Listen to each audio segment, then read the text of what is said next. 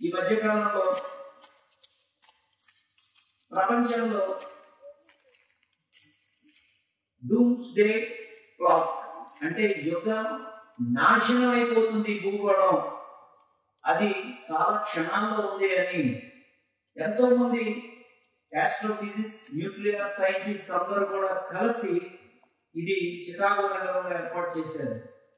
Time ఒకప్పుడు చాలా ఎక్కువగా ఉండేది, కానీ ఈ 25 జనవరి 26వ తారీఖున దాన్ని ట్యూన్ చేసి ఏం చెప్పారంటే ఒక 80-90 సెకండ్స్లో ఈ ప్రపంచం అంతా నాశనం అయిపోతుంది. అంటే ప్రపంచ నాశనానికి కొన్ని సెకండ్సే టైం ఉన్నాయి అని డూమ్స్డే క్లాక్ శాస్త్రవేత్తలు ప్రపంచానికి హెచ్చరిక చేశారు.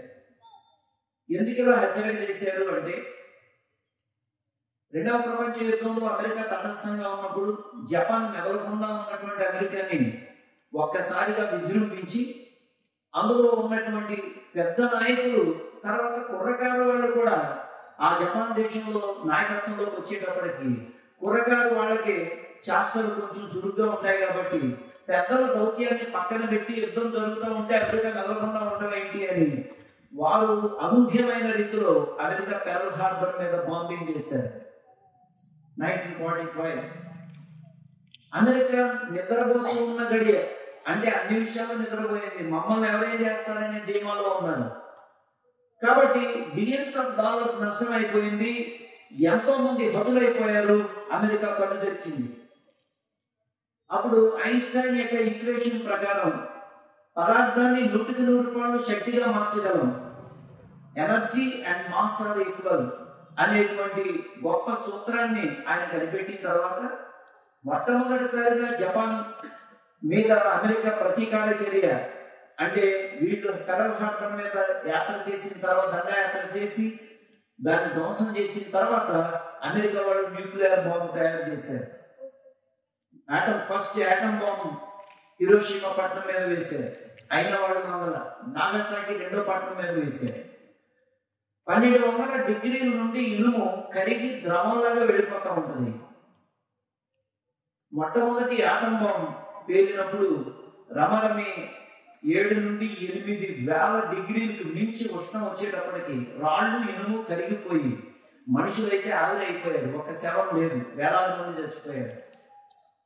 సో మొట్టమొదటిసారిగా ఇలాంటి వినాశనం, అంటే కనిపెట్టినటువంటి బాంబు తయారు చేయడానికి ఫార్ములా ఇచ్చినటువంటి ఐన్స్టైన్ కూడా ఇది చాలా ప్రమాదకరమైన ఆయుధం, ఆయన కూడా డూమ్స్డే క్లాక్ ఏర్పాటు చేయడంలో ఒక ప్రాముఖ్యమైన వ్యక్తిగా నిలబడి ఆయన కూడా ఆల్బర్ట్ ఐన్స్టైన్ కూడా ఆ కమిటీలో ఉన్నారు.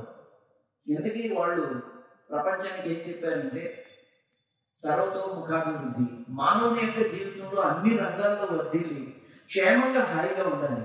మన సోలార్ సిస్టమ్ చూడండి, మన సౌర కుటుంబంలో 9 గ్రహాలు ఉన్నాయి, వాటికి ఉపగ్రహాలు కూడా ఉన్నాయి, కానీ ఒక్క భూమి మాత్రమే నివాసయోగ్యం. శాస్త్రజ్ఞులు దానికి జవాబు చెప్పలేదు, కానీ బైబిల్ చెప్పింది.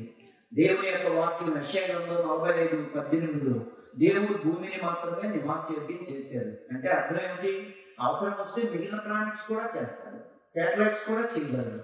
ప్రస్తుతానికి మానవులు సృష్టించినప్పుడు ఆ భూమి సరిపోయింది. కాబట్టి శాస్త్రజ్ఞులు ఏమనుకున్నారంటే ఎక్కడా జీవ జాడ లేదు, ఎక్కడా పచ్చని ఆకు లేదు, మనం మార్స్ ప్లానెట్ మీదకి ఈవేళ రోబోట్ క్రాఫ్ట్ పంపించారు. అవి పంపించే ఇమేజెస్, వీడియోస్ అన్నింటిలో ఒక దోమ లేదు, ఒక ఈగ లేదు. చంద్రుడి మీదకి మనిషే వెళ్ళి చూసి వచ్చాడు, అంత బూడిద, రాళ్ళు, బూతులు. అలాంటప్పుడు మనిషి బ్రతికేటువంటిది, జీవకోటి బ్రతికేది ఈ చిన్న గ్రహమే. దీని మీద ఇంత అపాయకరమైనటువంటి ఆ మారణ ఆయుధాలను తయారు చేస్తే ప్రకృతి ఏమైపోద్ది, పశువులు ఏమైపోతాయి, ప్రజలు ఏమైపోతారు, ప్రపంచం ఏమైపోతుంది, ఇలాంటి వినాశనకరమైనవి ప్రపంచాన్ని నాశనం చేసేవి కానీ కట్టేవి మాత్రం కాదు అని డూమ్స్డే క్లాక్ ట్యూన్ చేశారు. అయితే ఎందుకని ప్రపంచం ఎలా తయారైపోయింది అనే ప్రశ్న వస్తే న్యాయస్థానం ఏం చెప్పిందంటే చట్టాన్ని అతిక్రమించడం ఉంది. అలాగే మతం ఏం చెప్పిందంటే మానవుడు అజ్ఞానంగా అవిద్యలో ప్రవర్తిస్తున్నాడు, తగిన జ్ఞానం లేదు, కాబట్టి ఇలాంటి దుర్మార్గాలు జరుగుతున్నాయి. అయితే బైబిల్ ఏం చెప్పిందంటే ఆజ్ఞ అతిక్రమించటం అని చెప్పింది. ఓహో, ఆజ్ఞ ఎవరు ఆజ్ఞ ఇచ్చారు, ఎవరు అతిక్రమించారు అనే విషయానికి వస్తే, ఈవేళ మనం ఏ దేశానికి సరిపడా ఆ దేశం కొన్ని చట్టాలు తీసుకుంటుంది. చట్టం క్రమం ఏర్పాటు చేసిన తర్వాత వాటిని కాపాడే బాధ్యత పోలీసు వారికి అప్పగించింది. చట్ట అతిక్రమణ జరిగితే పోలీసు వారు వెంటనే ఆ వ్యక్తిని పట్టి న్యాయస్థానంలో తీసుకొస్తారు. న్యాయస్థానంలో నేర విచారణ జరిగిన తర్వాత రుజువుపరచబడినప్పుడు ఆ వ్యక్తి ఖచ్చితంగా according to the quantum of the crime the punishment will be served in proportion to the quantum of the crime the quantum of the punishment will be served. అంటే చేసిన నేరములకు తగినట్లే శిక్ష విధింపబడుతుంది. ఇప్పుడు మనం దైవ గ్రంథం చెప్పిన ప్రకారం మూలాల్లోకి వెళ్ళిపోదాం, ఇంకా దీని మీద ఎక్కువ ఉండకుండా.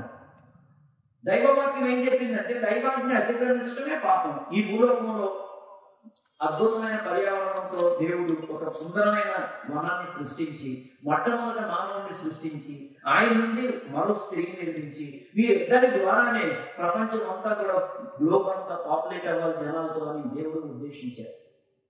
ఒకప్పుడు ఆదికాండం 3వ అధ్యాయం ఒకటి కథండి అని ఎంతో మంది శాస్త్రజ్ఞులు మాట్లాడారు. క్రైస్తవ శాస్త్రజ్ఞులని చెప్పుకున్న వారు కూడా చాలా మంది శాస్త్రం వేరండి, మతం విశ్వాసాలు వేరండి అని అనుకుంటూ బిగ్ బ్యాంగ్ అనేది కూడా 13.6 బిలియన్ ఇయర్స్ బ్యాక్ ఈ ప్రపంచంలో పెద్ద విస్ఫోటం జరిగితేనే దానిలోనే ప్లానెట్స్ వచ్చినాయి, శాటిలైట్స్ వచ్చినాయి, భూమి వచ్చింది, నివాసయోగ్యం అయిపోయింది, ఇన్ని వచ్చేసినాయి అని చెప్పుకున్నారు.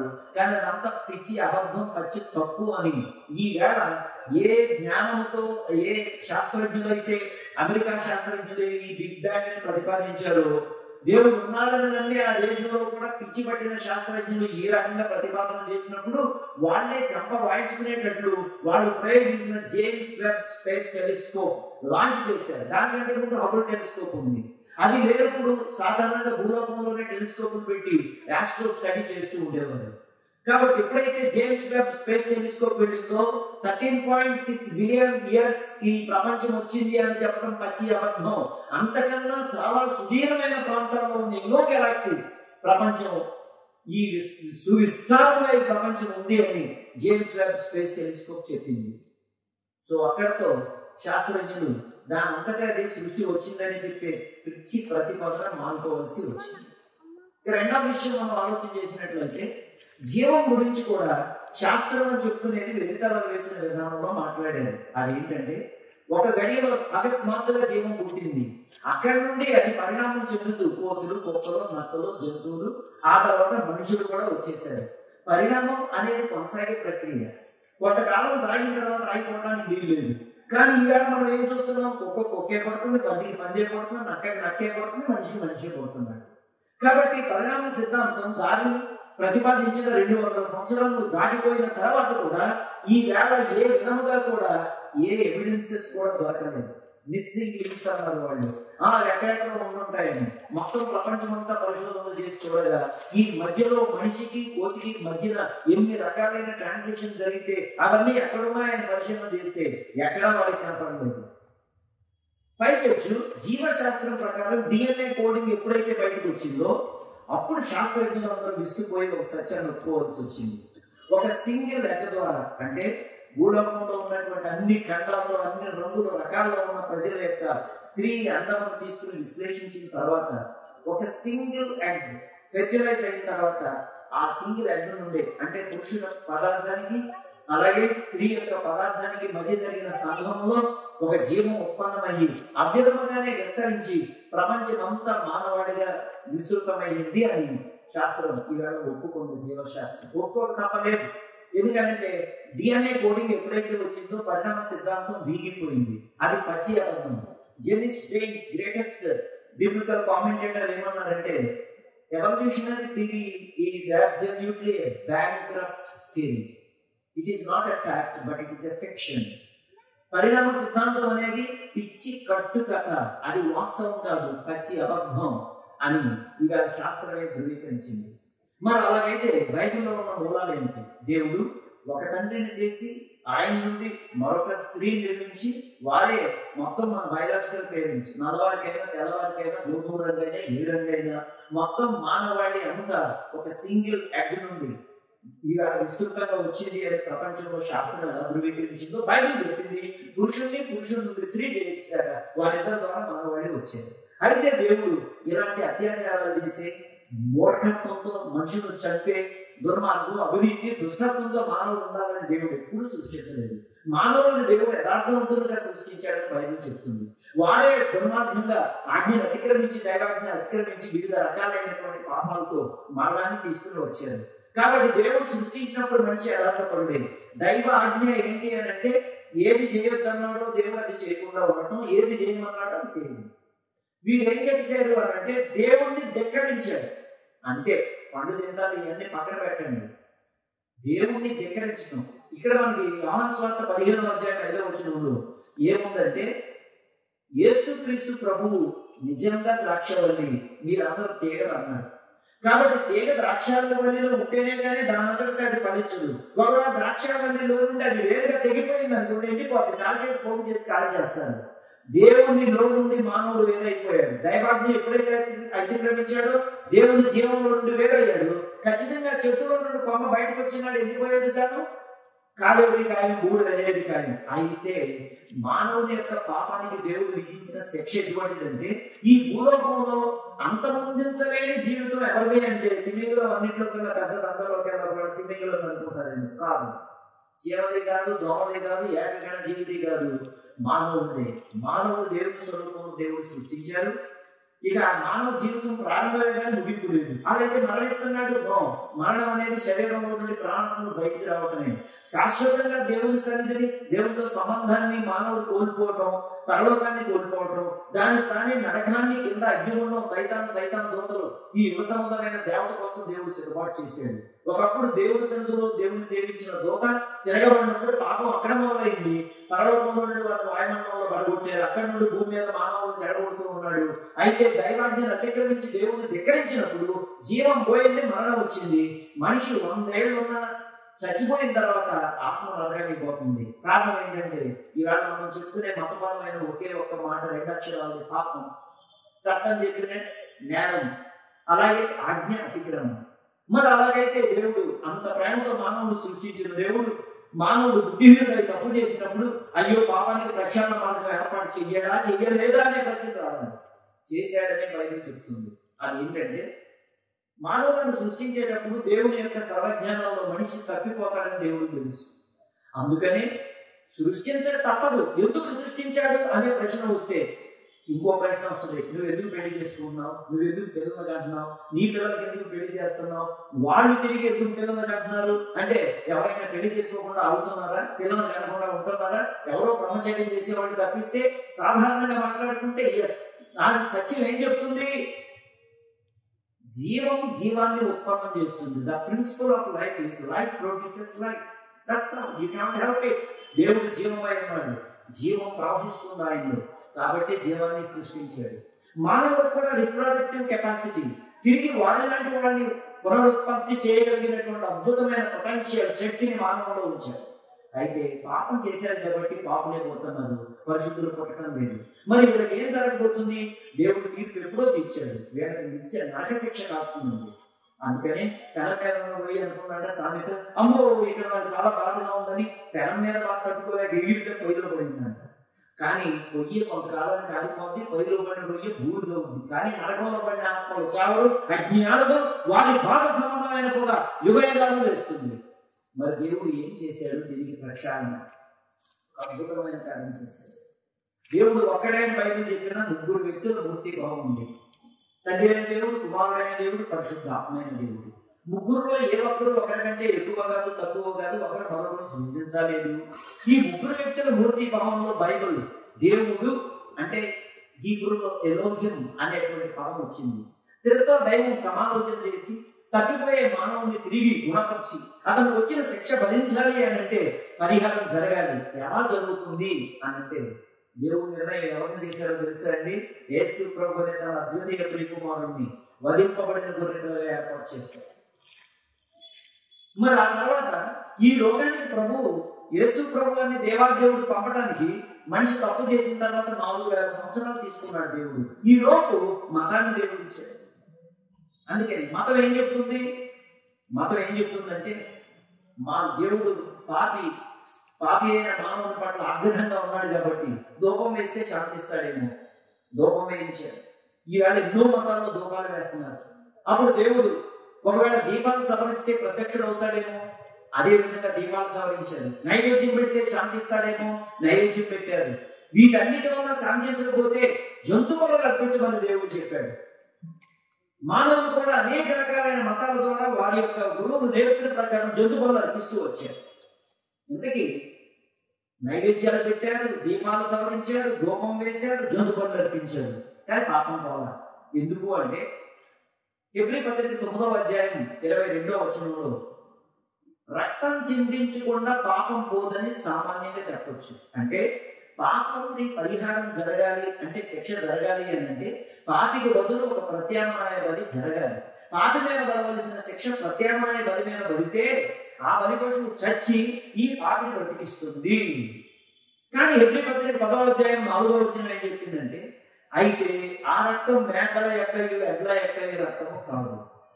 బైబిల్ గ్రంథంలో దేవుడు చెప్పిన మోషే ధర్మశాస్త్రం కానీ, ప్రపంచంలో ఉన్న ఈ భూలోకంలో ఉన్న మతాలన్నీ దీపాలు వెలిగిస్తున్నారు, ధూపాలు వేస్తున్నారు, నైవేద్యం పెడుతున్నారు, జంతువులను అర్పిస్తున్నారు. బైబిల్ కూడా దేవుడు అవి చేసి చూడమని చెప్పాడు. కానీ తెలుసుకోవాల్సిన పాఠం ఏంటంటే, పాప పరిహారం కొరకు రక్త ప్రోక్షణ అవసరం అని మనిషిని తెలుసుకోవాలి, ఆ మత పాఠం కోసమే. కాబట్టి హెబ్రీ పత్రిక 10వ అధ్యాయం 4వ వచనం ఏం చెప్పిందంటే, మేకల యొక్క ఎడ్ల యొక్క రక్తం పాపాన్ని తీసివేయట అసాధ్యం. కాబట్టి మతానికి అతీతంగా మతం చేసే మతాచారణ ద్వారా మోక్షం వస్తే దైవ కుమారుడు భూలోకానికి వచ్చి శిలువలో శరీర రక్తాల్లో ఈ లోకంలో పుట్టి ఆయన బలపడాల్సిన పని లేదు. కొన్ని గూడలు గొర్రెలు అర్పించేస్తే మనిషి పాపం పోద్దు కదా, నరకం తప్పదు కదా, అది సాధ్యం కాదు. మరి మతం ఎందుకు ఇచ్చాడు? It's a school master. మతపరమైన మౌలికమైన పాఠం మానవులు నేర్చుకుని ప్రార్థన చేసుకోవడం, దేవా నేను పాపిని అని దేవుడి దగ్గర ఒప్పుకోవడం, గుడికి వెళ్ళడం, ఏవో వాడు సమర్పణ చేసి రావడం, తద్వారా పాపి ప్రక్షాళన అవుతుందని తెలుసుకోవడం. కానీ ఇది ఈ మతం ద్వారా సాధ్యం కాదని కూడా దేవుడు బయలుపరిచాడు. ఈ పవిత్రమైన బలి భూలోకంలో లేదు కాబట్టి దేవాది దేవుడు తన ద్వితీయ ప్రియకుమారుడైన యేసు ప్రభువుని ఈ లోకంలో కన్యక గర్భం ద్వారా పంపారు. పురుషుని ప్రమేయం లేకుండా కన్యక గర్భం ద్వారా యేసు ప్రభువు కన్యమరి గర్భం నుండి ఈ లోకాన్ని ఉద్భవించి 33.5 సంవత్సరాలు ఈ భూలోకంలో బ్రతికిన 3.5 సంవత్సరంలో స్వార్థ ప్రకటన చేసి సూచక్రియల ద్వారా సర్వశక్తి గల దేవుడిని చూపచ్చి, నా ప్రాణం ఎవరో తీసుకోరు, నా ప్రాణం పెట్టేందుకు నాకు అధికారం ఉంది, తిరిగి తీసుకునేందుకు నాకు అధికారం ఉంది అని సుస్పష్టంగా చెప్పి దేవుని యొక్క స్వరూపం ఎలా ఉండదో మానవాడి చూడాలని ఆశపడుతూ ఉన్నారు. అదృశ్య దేవుని ప్రత్యక్ష స్వరూపంగా యేసు ప్రభు ప్రత్యక్షమయ్యారు. యోహాను సువార్త 1:18 ఎవరు ఎన్నడూ దేవుని చూడలేదు, కానీ తన రొమ్మును ఆనుకుని ఉన్న దేవాది దేవుని యొక్క ప్రియపుత్రుడే ఈ లోకంలో యేసు ప్రభు ద్వారా ఈ లోకానికి దేవుడు దర్శనమిచ్చాడు, లేక దేవుడిని చూశాడు. దేవుని యొక్క స్వరం ఎవరో వినలేదు, యేసు ప్రభు ద్వారా విన్నారు. కొలసీ 1:15 ప్రకారం దేవుని యొక్క స్వరూప దర్శనం, హెబ్రీ 1:1 ప్రకారం దేవుని యొక్క స్వరం సందేశం, యేసుక్రీస్తు ప్రభు భూలోకంలో శరీరంలో సాక్షాత్కరించడం ద్వారా దేవుని యొక్క సన్నిధి సమీపం, ఆయనను స్పృశించి తాకి తెలుసుకునే రీతిలో ఈ భూలోకంలో ఆయన సృష్టిని శాసించారు, దయ్యాలను వెళ్ళగొట్టారు, తుఫాను గద్దించారు, చచ్చిపోయిన వారు బ్రతికించారు, రోగులను స్వస్థపరిచారు, దయ్యాలను వెళ్ళగొట్టారు.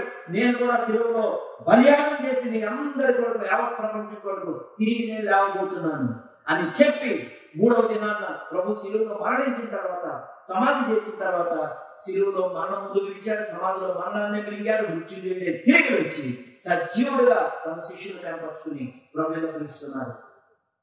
అదే శిలువలో దేవుడు చేసిన పుణ్యకార్యం. పుణ్యకార్యం అంటే మనం అర్పించే బలులు కానీ, మనం పెట్టే నైవేద్యాలు కానీ, మనం చేసే యాత్రలు కానీ, ఒకవేళ ఆయా నదుల్లో మునగడం, లేకపోతే ఇశ్రాయేల్ దేశంలో వెళ్ళినప్పుడు కొంతమందిని యోర్దాను నదిలో కూడా మునుగుతారు. ఏ నదిలో మునిగినా పాపం పోదు. నీళ్ల స్నానాల వల్ల ఒంటి మీద మురికే పోదు, ఒంటి మీద మురికి ఎక్కువవుతుంది, రోగాలు వస్తున్నాయి. యోర్దాను నదిలో మునిగినా కానీ ప్రయోజనం లేదు. కానీ యేసుక్రీస్తు వారి ప్రశస్తమైన రక్తమే పాపాన్ని కడిగింది. శిక్ష పొందిన దేవుడే రక్షణ నీకు క్షమాభిక్ష పెట్టగలడు. ప్రభువారు అంటున్నారు, ప్రయాసపడి భారము మోయుచున్న సమస్త జనులారా నా యొద్దకు రండి, నేను మీకు విశ్రాంతిని ఇస్తాను. యోహాను సువార్త 14:6 నేనే మార్గం, నేనే సత్యం, నేనే జీవం, నా ద్వారా తప్ప ఎవరు తండ్రి యొద్దకు రానని యేసుక్రీస్తు ప్రభువారు చాలా సుస్పష్టంగా చెప్తున్నారు. అంతేకాదు యెషయా గ్రంథం 45వ అధ్యాయం 22వ వచనంలో భూమి దిగంత నివాసులారా నా వైపు నుంచి రక్షణ పొందండి, నేనే దేవుడు మరి ఏ దేవుడు లేడు, నాకు వేరుగా ఏ దేవుడు రూపింపబడలేదని ఆయన అసమాన అద్భుతీయ దైవత్వాన్ని సుస్పష్టముగా సవాలు చేసి యేసు ప్రభు చెప్తున్నారు. ప్రతి వారి హృదయ వారిగా ఉన్నారు. ప్రపంచమంతటా సేవించే దేవుడు ఎవరు అంటే యేసు ప్రభు. శాస్త్రజ్ఞులు ప్రపంచంలో అనేక మంది గొప్ప గొప్ప వక్తలు ప్రభువైన యేసుక్రీస్తు ద్వారా దేవుడు నమ్ముకుని ఈవేళ మనకి ఇచ్చిన టెక్నాలజీ 99% యేసు ప్రభు నమ్ముకున్న బిడ్డల ద్వారా అనుగ్రహించారు. ఎందుకంటే సృష్టికర్త అయిన దేవుడు ఈ యోగ గ్రంథం 28వ అధ్యాయం చదివితే భూమిలో కింద రాగి ఉందని, బంగారం ఉందని, వెండి ఉందని మనకు తెలియనేది లేదు.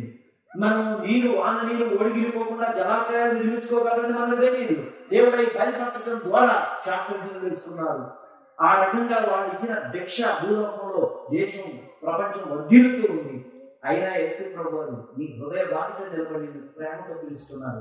నా కుమారుడా నీ హృదయం నాకు ఇమ్ము, నా కుమారుడా నీ హృదయం నీకు, నా కుమార్తె నీ హృదయం నాకు ఇమ్ము అంటున్నారు. యేసు ప్రభువుని నమ్ముకోండి చాలు, పైసా ఖర్చు లేదు, ఒక కొబ్బరికాయ కూడా పని లేదు. యేసు ప్రభువుని నమ్మండి, నిత్య జీవ ప్రాప్తులు కండి. యేసుక్రీస్తు ప్రత్యక్ష దైవం. నీ పాపం కొరకే ప్రాణం పెట్టి తిరిగి లేచారు. నీ మీద దేవుని యొక్క ఉగ్రత తీర్పు ఉంది. ఈ లోకంలో ఎక్కడ ముగించే వరకే నీ ఇష్టం సాగుద్ది. ఇక్కడ ముగించిన తర్వాత మృత్యు లోకంలో వేదనకరమైన స్థలానికి వెళ్ళాలి. అయిపోయిన తర్వాత తీర్పయ్యాక నిచ్చిన పడాలి. అక్కడ అజ్ఞానం గురించి సాగుదు. నీ పిల్ల పాపాలను ఆశీర్వదించే దేవుడు, వృత్తుల ఉత్పాదకుడు, నీ ఉద్యోగం ఇచ్చి, నీకు భార్యనిచ్చి, భర్తనిచ్చి, బిడ్డలనిచ్చి, వారికి ఆయుష్కాలం ఇచ్చి, వారికి విద్యనిచ్చి బ్రతకడానికి అన్ని ఏర్పాట్లు చేసిన దేవుడు యేసు ప్రభు. అంత అద్భుతమైన సృష్టికర్త యేసు ప్రభు ద్వారా ప్రత్యక్షమై నిన్ను రక్షించేందుకు తన ప్రాణాన్ని బలిదానంగా అర్పించి గాయపరచబడి తిరిగి లేచాడు. యేసు ప్రభు గురించి నీ అభిప్రాయం ఏంటి? టీవీ ఆన్ చేస్తున్నావా, ఇంటర్నెట్ ఆన్ చేస్తున్నావా, ఇలా వీధి పోరాలా, లేకపోతే గృహాలకు వచ్చి కరపత్రాలు ఇస్తున్నారా, లేకపోతే పెద్ద పెద్ద మీటింగ్లు పెట్టి చెప్తున్నారా? ప్రపంచం అంతటా ప్రకటింపబడుతున్న దేవాది దేవుడు యేసు ప్రభు. ఒకసారి ట్రై చేయండి. యేసు ప్రభుని నమ్మండి, ప్రార్థన చేయండి. శంకర్ మాస్టర్ అదే కదా చేశారు. వాళ్ళ తల్లి చిన్న ప్రార్థన చేస్తే విగ్రహారాధన చేసే మనిషి, దేవతారాధన చేసే మనిషి, అయ్యా నువ్వు దేవుడు అని ఎవరో చెప్పారు, నీ బుక్కు మీకు గ్రంథం చదివే చూపన్నా దయచేయని అడిగితే ఆలోచించిన దేవుడు. కాబట్టి ఆయన విగ్రహానికి సజీవమైన దేవుడికి ఏ పొత్తి లేదు. వారి విగ్రహములు వెండి బంగారు, కళ్ళుండి చూడు, ముక్కుండి వాసన చూడు, నోరుండి మాట్లాడు, కళ్ళుండి చూడు, కాళ్ళుండి నాలో చేతితో ముట్టుకో. అయ్యో వాటిని చేస్తే వాడిని పూజ చేస్తే ఎక్కడికి వెళ్తారు? తెలియక ఎంతో మంది యేసు వారి పటాలు చేస్తున్నారు. తెలియక ఎంతో మంది మరియమ్మ తల్లి ధన్యురాలంటే దేవతను చేసి గుళ్ళు కట్టి గుండెలు చేస్తున్న వస్తున్నారు రుణాలు. ఇదంతా దేవుని వాక్యానికి విరుద్ధమైనటువంటి పని. దైవ భక్తులైనంత మాత్రాన వాళ్ళు దేవుళ్ళు కాదు కదా. ధన్యురాలని దేవుడు చెప్తే మరియమ్మ తల్లిని దేవత చేసి పూజలు చేసేవాళ్ళు. ఏది చెల్లవు లేదు, ఏ దేవతలు చెల్లతో విగ్రహాలు చెల్లవు. దేవాది దేవుడు యేసుక్రీస్తును ప్రత్యక్షమయ్యారు. ఆ యేసును కలుసుకో బిడ్డ. యేసు ప్రభువుని నమ్మండి, నిత్యజీవ ప్రాప్తులు పొందండి. 100 రెట్లు మీ పిల్ల పాపంని, మీ వృత్తి, వ్యాపారం, ఉద్యోగం, మీ యొక్క వ్యక్తిగత కుటుంబ జీవితాలు, మీ వ్యవసాయం అన్నింటినీ దీవించి కాపాడి 100 రెట్లు ఇక్కడ దీవెన పరలోకంలో నిత్యజీవిస్తారు, నరకాన్ని తెప్పిస్తారు. ఈ సందేశం దేవుడు ఆశీర్వదించును గాక. ఆమేన్.